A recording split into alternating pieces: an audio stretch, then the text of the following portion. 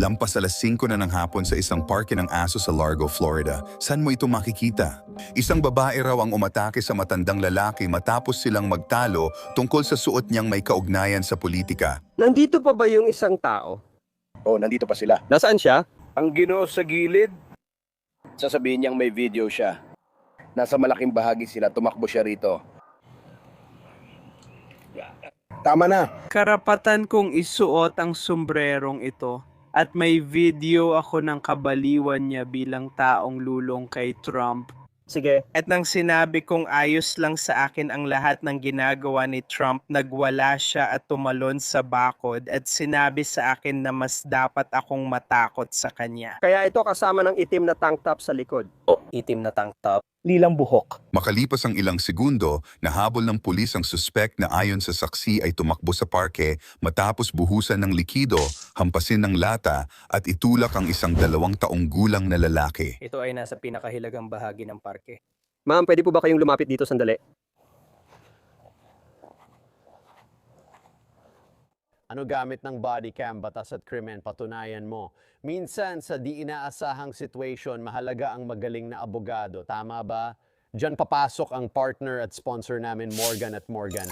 Hindi lang sila gumagawa ng magandang sombrero, bagay talaga ito sa akin. Hindi, isa itong kumpanya na may mahigit 1,000 abogado. Alam mo kung bakit sila marami. Kasi madalas silang manalo. Nitong mga nakaraang buwan, nakuha ng Morgan & Morgan ang 29 na milyong dolyar na hatol para sa isang siklista sa Philadelphia. 20.7 milyong dolyar na hatol para sa biktima ng aksidente sa Florida at 5.6 na milyon para sa biktima ng banggaan sa Georgia matapos mag-alok ng $0 ang insurance sa kanila. Kahit hindi milyon-milyon ang kaso mo, magsimula ka pa rin ng reklamo at ipaglaban ang para sa'yo. Pinapadali ito ng Morgan & Morgan. Pwede kang magsimula ng reklamo gamit ang iyong telepono sa 8 pindot lang, kaya kung nasugatan ka, madali kang makakapagsimula ng reklamo. Sa forthepeople.com, ay type ang /LC bodycam or i-click ang link sa description or nakapin na komento. Kumusta? Hello. Bago tayo magsimula sa lahat, pwede ba kitang anyayahan dito sa harap para mag-usap tayong lahat dito sa unahan? Ay nako, may identification ka ba? Wala, sige. Ano ang unang pangalan mo? Laura? Laura? Bakit kayo nandito, Gino? May insidente, tinawagan kami. May pulis na lalapit sa'yo para kausapin ka. Di ko lang alam saan ka pumunta. Naglalakad-lakad lang ako sa dog park gaya ng dati.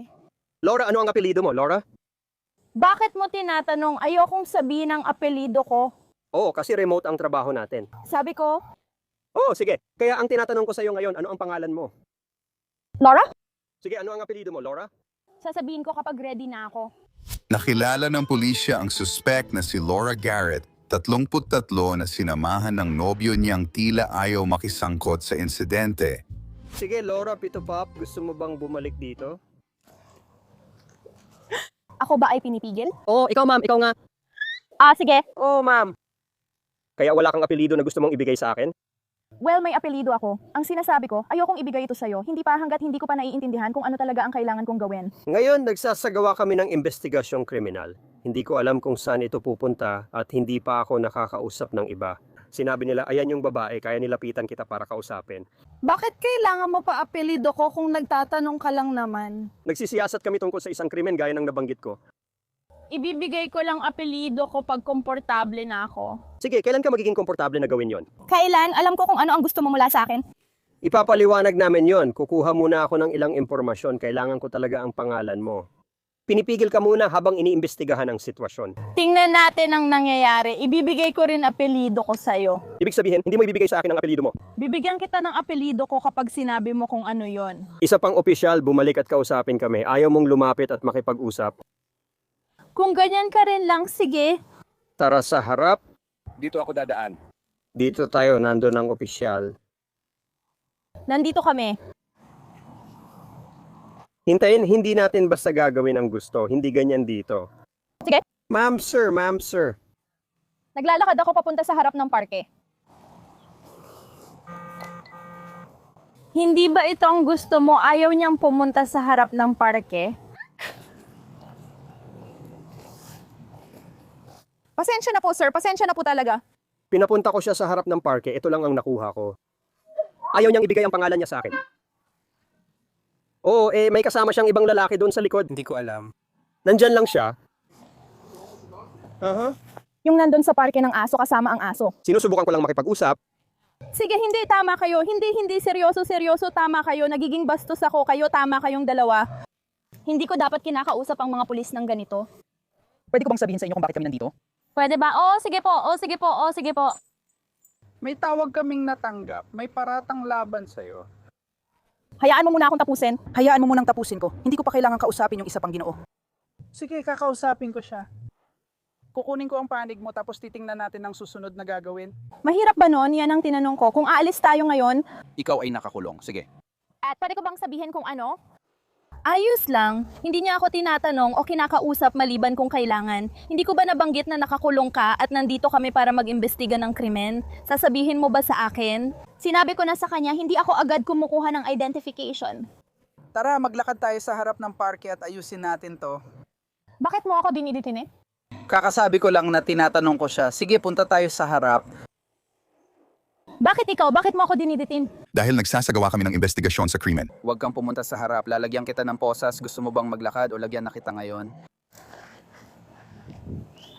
Habang naglalakad ako papunta sa harap, ang gusto ko lang ay yung sinabi mo sa akin. Kita mo, madali lang, di ba? Habang ginagawa natin to, tuloy ka lang maglakad. Hindi maglalakad ako kapag ikaw. Sige, hindi ko nagagawin. Nagpa siya ang mga polis na sapat na ang narinig at inaresto si Laura bago pa siya makadagdag ng kaso. Mahal.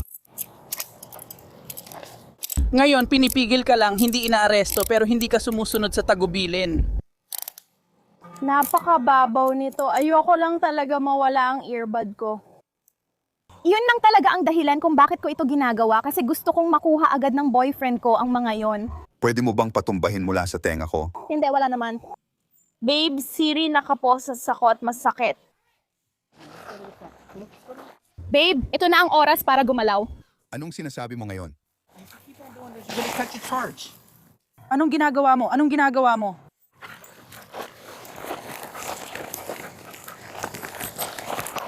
Anong ginagawa mo? Bakit mo ito ginagawa? Bakit mo ito ginagawa? Kilala mo siya, kayo rin ba? Ano ang relasyon mo sa kanya?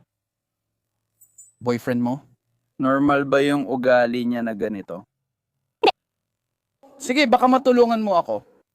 Ngayon, nakakulong lang siya, hindi inaresto. Iniimbestigahan ko ang kriminal na paratang at kailangan ko ng babaeng haharap. Pwede mo bang sabihin na nagre-record din kami? Ayos. Magre-record siya. Ang weird mo. Ayos lang, umaarte naman ako lagi. Sige, Tumayo ka? Ayokong gawin. Tara na. Ayokong gawin. Ngayon. Nasasaktan ang mga mata ko, nasasaktan mo ako. Bakit mo ako inaaresto? Hindi mo pa binabasa ang mga karapatan ko. Bakit mo ako inaaresto? Ulo ko? Ngayon, pinipili mo na anong problema? Bella, tama na. Sigaw. Ang ibig kong sabihin siya, Ano bang nagawa ko para magdusa ng ganito? ikaw lang. Sinabi. Anong ginawa ko para mangyari ito? Bakit ako napunta sa ganito? Pwede mo ba kaming samahan sa harap? Inaaresto ka na ngayon. Ayos lang yun. Kukuha pa kami ng 1 o 2 unit. Hindi naman ako ganun kasama sa pagbaril. Tara na, punta tayo sa harap. ang katawan ko, ito ang kamay ko dito. Sino ang tinatawagan mo kapag ang mga pulis ang kalaban? Hindi ka ba lalapit sa harap? Hindi ko alam kung natatandaan ko pa kung paano. Sige, ayos lang. Kumuha ng isa pang sasakyan. Sige, sasagasaan ba ako ng sasakyan? Masasaktan lang naman ang pulsuhan ko kung saan. Hindi na kailangan magpatakbo ng code, pero gawin agad ito. Ayon sa pulis, si Laura ang dahilan ng pagkadapa at pagkasugat ng tuhod ng opisyal bago siya tumutol sa pag-aresto. Ngayon naghihintay ang mga pulis ng backup na may hobble restraint para sa magulong suspect nang maisipan nitong magkaraoke. Tumatawa ka ba? Alam mo, nakakatawa talaga ito. Mahal ko ang Florida. Sige na ngayon. Nakuha na namin ang ideya. At least proud ako na maging Amerikana dahil alam kong malaya ako. At hindi ko malilimutan ng lalaking namatay na nagbigay ng karapatang iyon sa akin at buong pagmamalaki akong tatayo sa tabi mo at nakalimutan ko na ang iba pa at ipagtatanggol ko pa rin siya hanggang ngayon. Dahil walang duda na mahal ko ang lupang ito, pagpalain ka ng Diyos, Amerika. Inililipat ko lang ang kamay ko para hindi sumakit ang pulsuhan ko. Gusto ka lang naming samahan sa harap pero nagbago na. Mga opisyal, Ang gusto ko lang naman ay igalaw ang pulsuhan ko. Lalakad ka ba papunta sa harap? Sinubukan kitang pasanin pero ayaw mo kaya di ko alam gusto mo. simula nang sumama ako sa'yo, tinatangkang makipagtulungan kami. Ay naku mahal, hindi mo pa talaga ginawa yun kahit kailan. Hindi na kailangan yan. Ginoong Hanslink, hindi ka nakipagtulungan simula at simula. Nalulungkot akong naging mahigpit ako sa'yo, dapat yata sinubukan kong yakapin siya. Hindi ko maintindihan bakit ang hirap mo kausap. Dahil yung lalaking tumawag ng pulis, itinapon niya ang inumin niya sa akin. Sige, Sinabi ko sa'yo, pupunta kami sa harap para mag-usap tungkol sa pag-aayos. Naging mahirap siya sa amin ng walang dahilan. Okay, hindi ako naging mahirap kausap hanggang dumating ang lalaking ito. Dumaan ka sa parke, lumiko pa kaliwa at makikita mo siya. Ano ang pinagkaiba at ginagawa ko? Bakit ito mahirap? gets ko na. Kailangan mo ng 5 sa amin kung ikaw kukuha ng kustodya. Hindi. Oh, magdala ka ng 5 sa inyo. Malaki ako. Ibig kong sabihin, pinapahirap mo lang ito ng higit pa kaysa sa dapat. Siya ang nagsimula nito. Sige, sasamahan mo ba kami papunta sa harap? Magsusorry ba siya? Hindi po ma'am, sasama ka po ba sa amin sa harap? Pwede ba nating subukan kung magsusorry ang lalaking ito? Sige, subukan natin. Hindi, pero gagawin ko ang lahat, bawat tao. Sige, sumama ka sa amin papunta sa harap. Kung magsusorry ang lalaking ito, Sasama po ba kayo sa amin papunta sa harap ma'am? kung magsusorry ka, salamat sa Diyos, nandito ka na.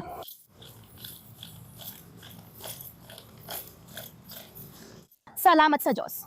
Sinusubukan naming lumakad papunta sa harap tapos bigla na lang siyang tumalon sa akin. Pasensya na, Pilay. Hindi pa naman siya sumipa, pero Hindi pa talaga siya may ginawa. Guys, aray, sinasaktan niyo ako. Tamaan mo mismo ang pulsuhan ko.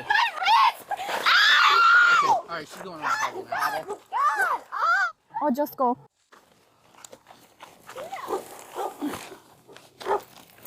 Sige, ang laki naman. oh, pasensya na. Ginong third cup, pwede ba kitang makausap? Ginong third cup, nandito lang ako. Pwede ba kitang makita? Nandito lang ako. Pwede ba kitang makita? Hindi, abala ako. Pwede ba kitang makita pag tapos ka na? Pwede mo akong kausapin. Ang dahilan kung bakit hindi ako tumatayo at lumalapit sa harap ngayon ay dahil gusto ko ng paghingi ng tawad mula kay Professor. Ay, hindi. Dapat may tamang proseso. Bakit siya gumugulong? Sa tingin ko, komportable naman siya sa bahay. Oh, ikaw, kaya mo bang hawakan agad ang mga binti niya dyan o hindi? Hindi, masakit sa pulso ko. Tingnan mo sa paligid ng kanyang kilikili. Ano yon? Kaya mo ba? Makikinig ka ba sa amin? Yun lang sinabi ko. Ngayon, hindi na niya kailangang maging tama. Pwede mo bang hawakan ng binti niya? Susunugin mo binti ko at bubuhatin ako, tapos di mo ako pakikinggan tungkol sa lalaking nasa kanan ko. Tumangging magsalita sa akin. O baka makinig ka sa akin. Kaya siya sa kanan ko. Nilapitan ko siya, alam ko na siya yun, may bigote ka pala, dapat alam ko na. Sabi niya, siya ay ano.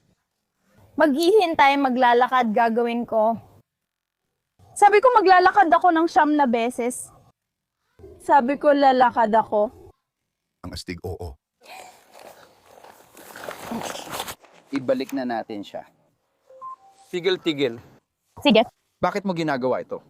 Sabi ko gagawin ko, nagsimula kang manadya kasi ayaw mo akong ibaba.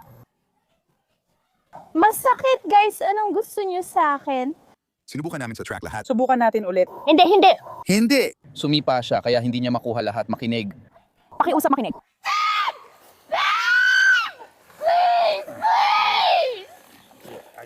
Nagpatuloy ang mga pulis, binuhat si Laura sa patrol car, ngunit muli siyang napadapa sa lupa. Naka-on ba test camera nyo? Oo, nire-record namin lahat ng ugali mo.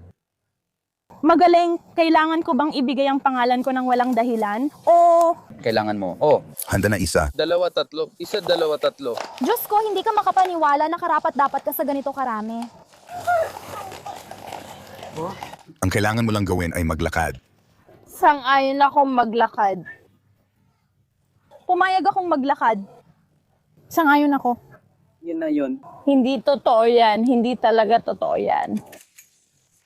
Yung mga kamay ko, Diyos ko. Sa wakas, nakarating sina Laura at ang mga opisyal sa isang patrol car kung saan, gaya ng inaasahan mo, hindi talaga pinadali ng suspect ang situation.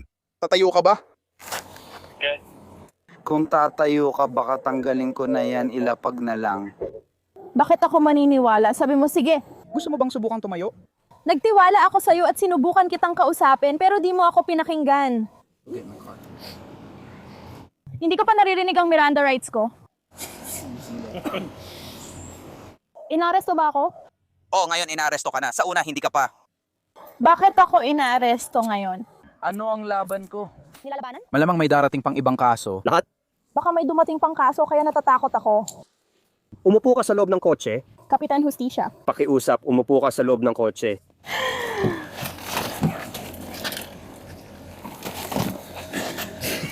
Bakit mo ito ginagawa? Handa ka na ba? 3. Pwede ka bang umupo dito? Seryoso? 1, 2, 3. Gusto mo bang umupo ng tuwid? Hindi ito ang ginagawa ko. Aray, huwag baloktutin ang balakang ko ng mali. Ibig kong sabihin, Walang dapat palalain doon. #America. Ibig kong sabihin, isa ito sa 2 kong paboritong bansa kung magiging tapat ako sa'yo. Ah, sige. Ano yung isa pa? Teka, hindi. Ano yung isa pa? Tingnan mo, yung Zimbabwe, may potential talaga, pero sa tingin ko may problema sa pamumuno. Basta sa loob lang para sa akin, sige. Salamat sa iyong tulong. Ligtas si Laura sa patrol car habang kinakausap ng ibang pulis ang mga saksi. Pakiusap. Ano ang sinabi niya?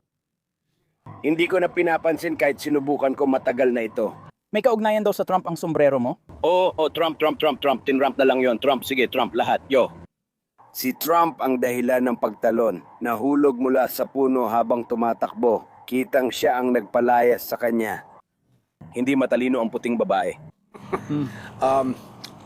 At sinusubukan ko lang siyang baliwalain habang sumisigaw siya sa akin, kausapin mo ako. Sinusubukan niyang makuha ang atensyon ko, binabaliwala ko lang siya. Kaya tumakbo siya sa gate, nakita ko siyang papalapit, kaya tumakbo ako para pigilan siyang pumasok sa kabilang gate. Ayokong makipagkomprontasyon, lalo na sa maliit na problema. Iniisip mo bang pupunta siya para may gawin? Oo naman. Sige. Hindi siya papalapit. Parang kunwari lang na siya ay isang Vietcong na tumatakbo papunta sa akin. Sige, ganun pala, sige. Kaya nung nakarating siya sa bakod para pakalmahin siya, binuhusan ko siya ng kaunting tubig para sa trip ko. Isinara ko lang yung gate gamit ang lever, di ko nilock, tapos bumalik ako. Lumipad siya papunta dito. Inihagis niya yung lata ng coke sa akin. Itinulak ako, binigyan ako ng tulak, at yun lang. Tinamaan ka ba niya ng lata? Oh, Saan kanya tinamaan? sa likod ng ulo, kaya napalingon ako ng ganito na siyang nagpasakit sa akin. Gusto ko sanang gumanti sa kanya pero hindi ko ginawa. Kaya tumaas sobra ang presyo ng dugo ko.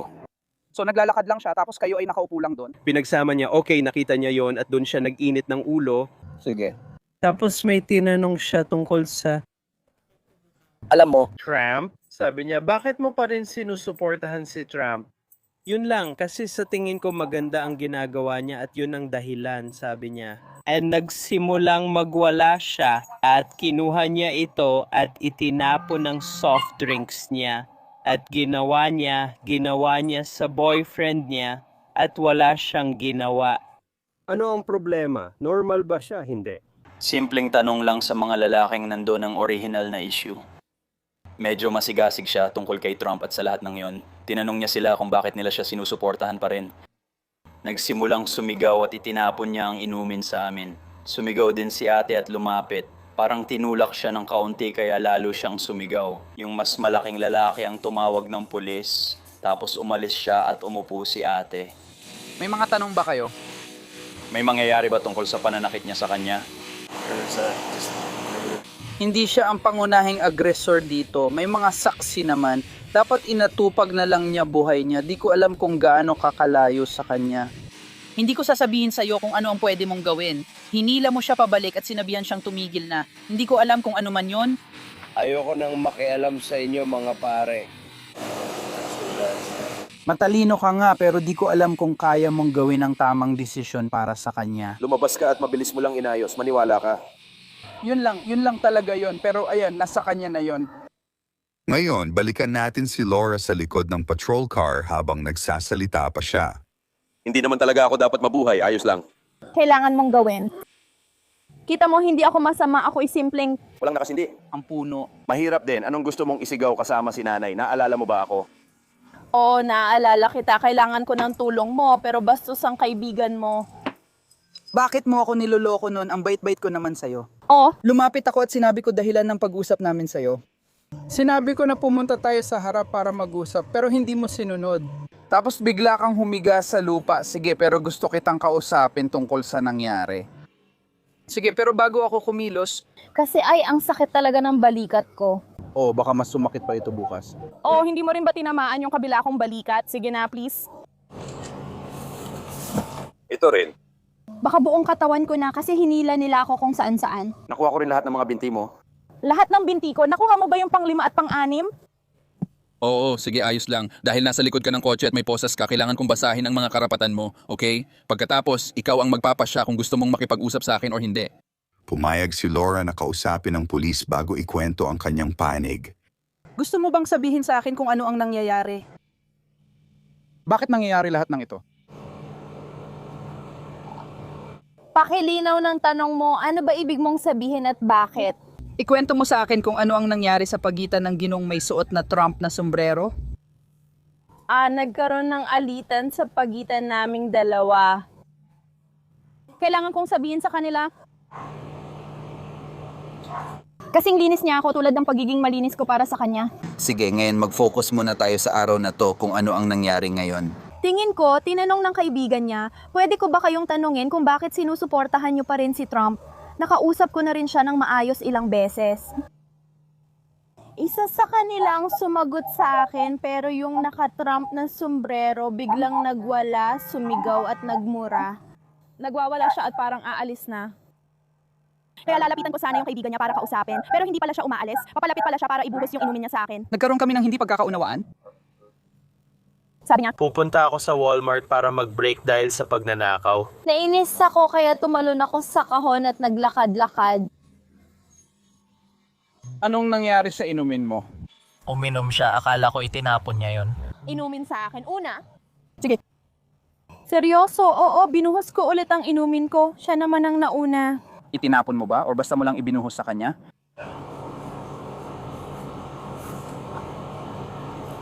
Di ko gets ang tanong. Sige, kailangan mo ba akong mag-demo para sa'yo? Ganito siya magtapon? Ganun mo ba itinapon or ibinuhos mo ng ganito or hindi? Ibinuhos ko ang inumin ko sa kanya. Sige. Ibinuhos mo ang inumin mo sa kanya. Sige, Ibinato niya ang inumin niya sa akin. ibinuhos mo inumin mo sa kanya. Anong nangyari pagkatapos? Nandito na ako, ikaw? Nasabi ko na sa'yo ang nangyari. Sige, ngayon, umiinom ka ba ng gamot ngayon? Sinabi ko na to, gusto ko yan. Sagot niyo kasi ako raw ang baliw. Inaaresto kita dahil sa pananakit sa isang tao na higit 5 taong gulang pati na rin sa paglaban sa isang opisyal. Hayaan mo akong tapusin at kakasuhan din kita ng pananakit sa alagad ng batas. Nang ihatid ka namin, tumalon ka sa akin kaya natumba ako at nasugatan ng tuhod ko. Ayos ka lang ba? O sige, may mga tanong ba kayo? Meron ba ako? Ano ang tanong mo? Bakit? Bago ko isara ang pinto, makakasuhan ba siya ng pananakit dahil itinapon niya ang inumin niya sa akin? Hindi siya makakasuhan. Isa akong nursing assistant, wala akong record. Meron ako.